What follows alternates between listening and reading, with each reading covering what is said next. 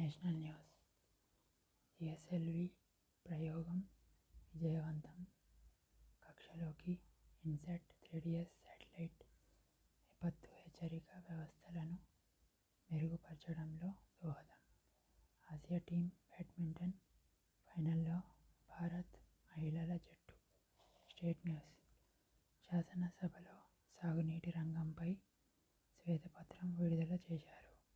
415 ఆలయాలకు త్వరలో పాలకవర్గాలు. మేడారం జాతరకు విస్తృత ఏర్పాట్లు చేస్తున్నట్లు రాష్ట్ర ప్రభుత్వ ప్రధాన కార్యదర్శి శాంతికుమారి గారు తెలిపారు. శాసనసభ ఓట్ ఆన్ అకౌంట్ బడ్జెట్ సమావేశాలు ముగిశాయి.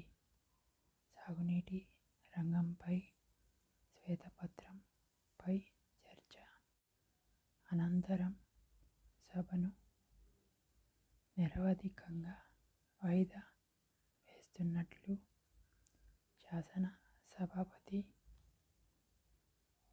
గడ్డం ప్రసాద్ కుమార్ ప్రకటించారు.